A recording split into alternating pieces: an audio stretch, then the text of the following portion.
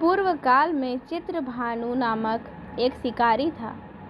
जानवरों की हत्या करके वह अपने परिवार को पालता था। वह एक साहूकार का कर्जदार था, लेकिन उसका ऋण समय पर ना चुका सका। क्रोधित साहूकार ने शिकारी को शिव मठ में बंदी बना लिया। संयोग से उसी दिन शिवरात्रि थी। शिकारी ध्यान मग्न होकर शिव संबंधी धार्मिक बातें सुनता रहा। चतुर्दशी को उसने शिवरात्रि व्रत की कथा भी सुनी। शाम होते ही साहूकार ने उसे अपने पास बुलाया और ऋण चुकाने के विषय में बात की। शिकारी अगले दिन सारा ऋण लौटाने के बाद वचन देकर बंधन से छूट गया। अपनी दिनचर्या की भांति वह जंगल में शिकार के लिए निकला, लेकिन दिन भर बंदी गृह में रहने के कारण भूख प्यास से व्याकुल था। शिकार खोजता हुआ वह बहुत दूर निकल गया। जब अंधकार हो गया तो उसने विचार किया कि रात में जंगल में ही रुकना पड़ेगा और रात जंगल में ही बितानी पड़ेगी। वह वन के एक तालाब के किनारे एक बेल के पेड़ पर चढ़कर रात बिताने का इंतजार करने लगा। बेल के वृक्ष के नीचे शिवलिंग था, जो बेल पत्रों से ढका हुआ था। शिकारी को उसका पता न चला। पड़ाव बनाते समय उसने जो टहनियाँ तोड़ी वे संयोग से शिवलिंग पर गिरती चली गई। इस प्रकार दिन भर भूखे प्यासे शिकारी का व्रत भी हो गया और शिवलिंग पर बिल्व पत्र भी चढ़ गए। एक पहर रात्रि बीत जाने पर एक गर्भिणी हिरणी तालाब पर पानी पीने पहुंची। शिकारी ने धनुष पर तीर चढ़ाकर ज्यों ही प्रत्यंचा खींची। हिरणी बोली, मैं गर्भिणी हूँ, शीघ्र ही प्रसव करूँगी। तुम एक साथ दो जीवों की हत्या करोगे, जो ठीक नहीं है। मैं बच्चे को जन्म देकर शीघ्र ही तुम्हारे समक्ष प्रस्तुत हो जाऊंगी, तब मार लेना। शिकारी ने प्रत्यंचा ढीली कर दी और हिरनी जंगली झाड़ियों में लुप्त हो गई। प्रत्यंचा चढ़ाने तथा ढीली करने के वक्त कुछ बिल्व पत्र अनायास ही टूटकर शिवलिंग पर गिर गए। इस प्रकार प्रथम पहर का पूजन भी संपन्न हो गया। कुछ ही देर बाद एक और हिरणी उधर से निकली। शिकारी की प्रसन्नता का ठिकाना न रहा। समीप आने पर उसने धनुष पर बाण चढ़ाया। तब उसे देख हिरणी ने विनम्रतापूर्वक निवेदन किया, मैं अपने प्रिय की खोज में भटक रही हूँ और उनके आने की प्रतीक्षा कर रही हूँ। मैं अपने पति से मिलकर शीघ्र ही तुम्हारे पास आ जाऊंगी। यह सुनकर शिकारी ने उसे भी जाने दिया। 2 बार शिकार को खोकर उसका माथा ठनका। वह चिंता में पड़ गया। रात्रि का आखिरी पहर बीत रहा था। इस बार भी धनुष से लगकर कुछ बेलपत्र शिवलिंग पर जा गिरे तथा दूसरे पहर की पूजन भी संपन्न हो गई। तभी एक अन्य हिरनी अपने बच्चों के साथ उधर से निकली। शिकारी के लिए यह स्वर्णिम अवसर था।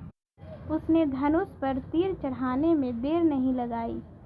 वह तीर छोड़ने ही वाला था कि हिरनी बोली, हे शिकारी, मैं इन बच्चों को इनके पिता के हवाले करके लौट आऊंगी। इस समय मुझे मत मारो।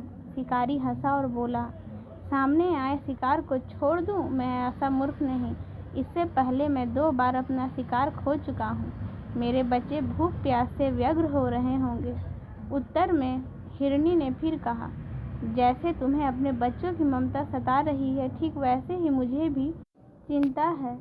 मैं एक बार अपने पति के पास अपने बच्चों को छोड़ आऊं, फिर तुम्हें मुझे मारना हो तो मार लेना। हे शिकारी, मेरा विश्वास करो, मैं इन्हें इनके पिता के पास छोड़कर तुरंत लौटने की प्रतिज्ञा करती हूँ।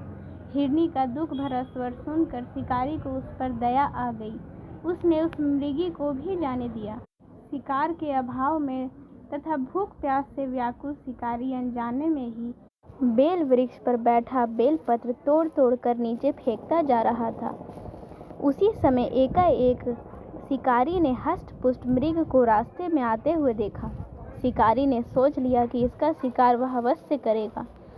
शिकारी की तनी प्रत्यंचा देखकर मृग विनीत स्वर में बोला, हे शिकारी, यदि तुमने मुझसे पूर्व आने वाली 3 मृगियों तथा छोटे छोटे बच्चों को मार डाला है तो मुझे भी मारने में विलंब न करो।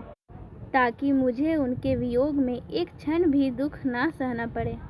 मैं उन हिरणियों का पति हूँ। यदि तुमने उन्हें जीवन दान दिया है तो मुझे भी कुछ क्षण का जीवन देने की कृपा करो। मैं उनसे मिलकर तुम्हारे समक्ष उपस्थित हो जाऊंगा। मृग की बात सुनते ही शिकारी के सामने पूरी रात का घटना चक्र घूम गया।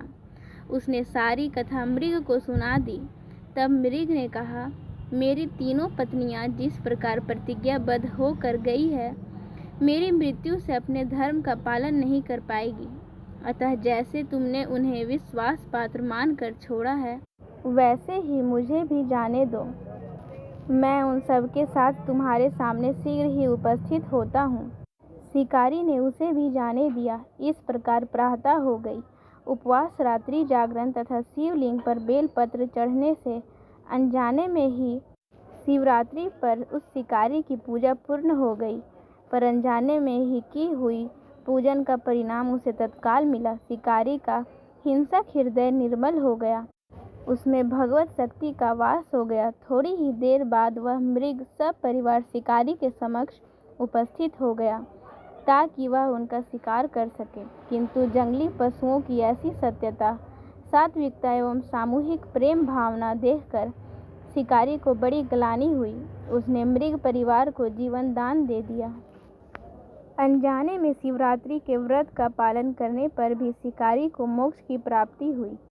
जब मृत्यु काल में यमदूत उसके जीव को ले जाने आए तो शिवगणों ने उन्हें वापस भेज दिया तथा शिकारी को शिवलोक ले जाने के लिए प्रस्तुत हो गए। शिव जी की कृपा से ही अपने इस जन्म में राजा चित्रभानु अपने पिछले जन्म को याद रख पाए तथा महाशिवरात्रि के महत्व को जानकर उसका अगले जन्म में भी पालन कर पाए। भगवान शिव के इस कथा से यह संदेश मिलता है कि शिकारी की कथा अनुसार महादेव तो अनजाने में किए गए व्रत का भी फल दे देते हैं, पर वास्तव में महादेव शिकारी की दया भाव से प्रसन्न हुए। अपने परिवार के कष्ट का ध्यान होते हुए भी शिकारी ने मृग परिवार को जाने दिया। यह करुणा ही वस्तुतः उस शिकारी को उन पंडित एवं पुजारियों से उत्कृष्ट बना देती है जो कि सिर्फ रात्रि जागरण, उपवास एवं दूध, दही, बेलपत्र आदि द्वारा शिव को प्रसन्न कर लेना चाहते हैं। इस कथा में सबसे महत्वपूर्ण बात यह है कि इस कथा में अनजाने में हुए पूजन पर विशेष बल दिया गया है। इसका अर्थ यह नहीं है कि शिव किसी भी प्रकार से किए गए पूजन को स्वीकार कर लेते हैं अथवा भोलेनाथ जाने या अनजाने में हुए पूजन में भेद नहीं कर सकते हैं। वास्तव में वह शिकारी शिव पूजन नहीं कर रहा था। इसका अर्थ यह भी हुआ कि वह किसी तरह के किसी फल की कामना भी नहीं कर रहा था। उसने मृग परिवार को समय एवं जीवन दान दिया, जो कि शिव पूजन के समान है। शिव का अर्थ ही कल्याण होता है। उन निरीह प्राणियों का कल्याण करने के कारण ही वह शिव तत्व को जान पाया तथा उसका शिव से साक्षात्कार हुआ।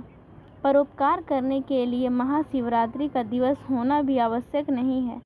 पुराण में 4 प्रकार के शिवरात्रि पूजन का वर्णन है। मासिक शिवरात्रि, प्रथम आदि शिवरात्रि तथा महाशिवरात्रि। पुराण वर्णित अंतिम शिवरात्रि है नित्य शिवरात्रि। वस्तुतः प्रत्येक रात्रि ही शिवरात्रि है। अगर हम उन परम कल्याणकारी आशुतोष भगवान में स्वयं को लीन कर दें तथा कल्याण मार्ग का अनुसरण करें, वही शिवरात्रि का सच्चा व्रत है। हर हर महादेव।